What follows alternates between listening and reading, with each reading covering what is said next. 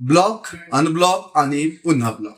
पाकिस्तानी सेलिब्रिटींनी पहलगाम हल्ल्यानंतर राबवण्यात आलेल्या ऑपरेशन सिंदूर नंतर भारत विरोधी वक्तव्य केली होती. त्यामुळे भारतात त्यावर तीव्र संताप व्यक्त करण्यात आला होता. यानंतर भारत सरकारनं या सर्वांची सोशल मीडिया अकाउंट्स भारतात बॅन करण्याचा निर्णय घेतला.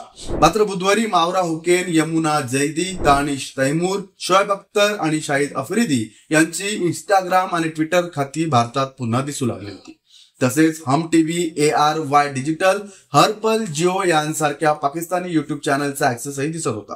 विशेष म्हणजे पाकिस्तान संयुक्त राष्ट्र सुरक्षा परिषदेचा अर्थात UNSCचा अध्यक्ष बनल्यानंतर हा प्रकार घडल्यानं अनेकांच्या भुवया उंचावल्या होत्या आणि सोशल मीडियावरील ही तथाकथित बंदी कंपन्यांनी गुपचूप मागे घेतली काय असा अंदाज वर्तवण्यात येत होता. मात्र गुरुवारी सकाळी पाकिस्तानी कलाकारांची ही भारतात पुन्हा ऍक्टिव्ह झालेली सोशल मीडिया खाती पुन्हा एकदा बंद करण्यात आली आहे. हे खातं भारतात उपलब्ध नाही असा एकच मेसेज हे अकाउंट सर्च केल्यावर पाहायला मिळतोय.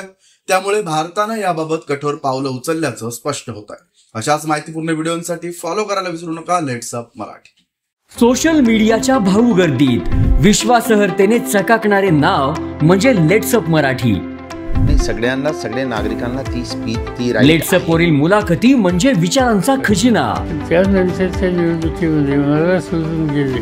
बातम्या केवळ वस्तुस्थिती सांगणाऱ्या, नो प्रोपोगंडा, फक्त जनतेचा अजेंडा.